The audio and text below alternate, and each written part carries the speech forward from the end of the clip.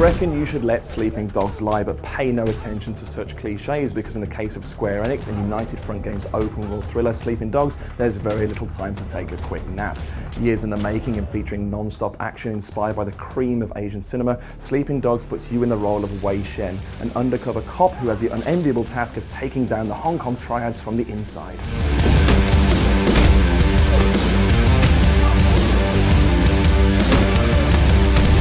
I'm here at Square Enix's London HQ, where some lucky members of their community have been invited to get some hands-on time with the game before anyone else. Not only that, but they'll have the fortune of being pestered by me for their opinions. Before interrupting their valuable game time, however, I caught up with Al Cornish from Square to see how the game's shaping up. Hong Kong's really fresh, it's exciting, it's vibrant, the street life is completely packed. When you go through, for example, the night market, one of the areas in the game, is one of the busiest and most vibrant.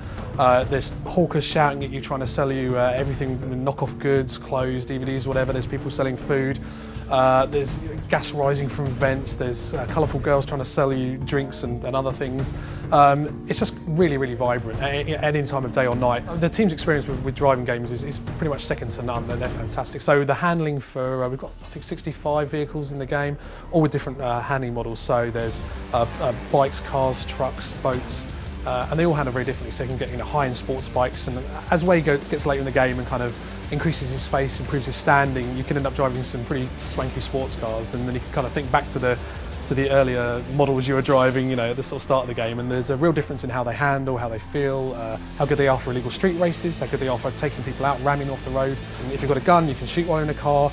If you're driving a car, you can ram other cars and try and merge the shooting and the melee and the driving. So in the middle of a street race, you can just sideswipe another car, send them flying off the road. It can get quite violent in the middle of a street race.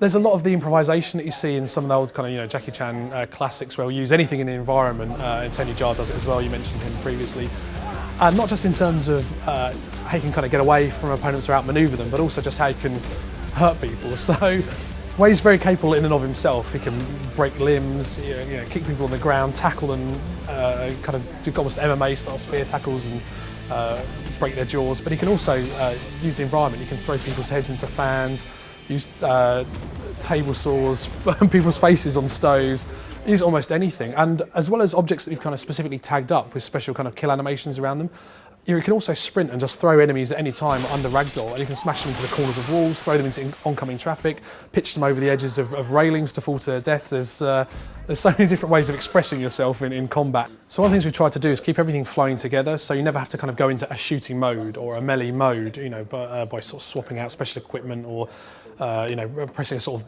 mode toggle button or anything like that. So a really good example is how you can go from melee to shooting. Is if you've got a guy staying behind cover blasting you, you can just charge at him empty-handed, vault the cover, kick him in the face, and disarm him in one smooth move. Now you've got his gun.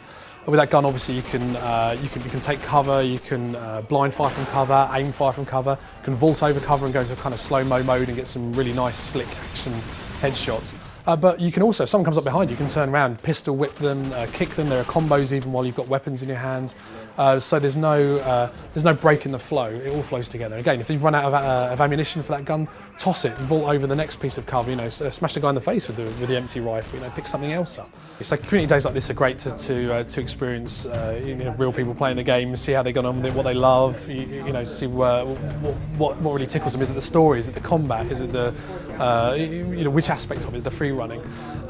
We've had kind of focus tests, hands-on throughout development, just to try and hone the mechanics, get them as tight as they can be, as fun as they can be. So this kind of caps it all off. To see at this stage, putting the kind of consumer demo in people's hands and seeing how they respond. So yeah, it's a great kind of end to the project, almost end. I think the thing that might make it stick out the most for me is the story. I think it's very rare that there's been a lot of attempts to kind of do the true crime story, but I think they might have kind of the winning formula. I really like the combat system. It's not like a traditional shooter as you'd expect from an open world game. They kind of tend to be together, but it's a free flow system similar to the Batman series. So yeah, and lots of contextual moves against environments. It offers a lot of different kinds of combat and driving and things, and it's got a really great world that it builds up. It's really colourful, which is cool, and it's just, yeah, it's got a real edge to it, which is really impressive, and that's what you want from a game. I think mostly the combat seems to have stuck out most. It's quite free-flowing like Arkham City, but it's got these quite visceral finishing moves which kind of provide a nice closure to the fighting. I'd like to have been a chance to have play with the driving and maybe the shooting mechanic, to get a better idea of overall, but so far, looking good. I try to go to as many of these sort of events as possible, which is why I'm always paying attention to like all the publishers' Facebook feeds. Yeah, no, it's a great opportunity to like get the game, like get your hands on the game a bit early and sort of talk to the developers and kind of get a feeling that like you're seeing some of the magic happen at the time. Like things are still a bit of a state of flux, and yeah, it's just really nice to go to an event where you know you can talk to someone and have a really interesting conversation about the game you just played. Well, I actually found out about it through Twitter. Square Enix saying, we've got an event, would you like to come? Fill out this form and we'll see if we let you in. I was lucky enough to get the message saying yes.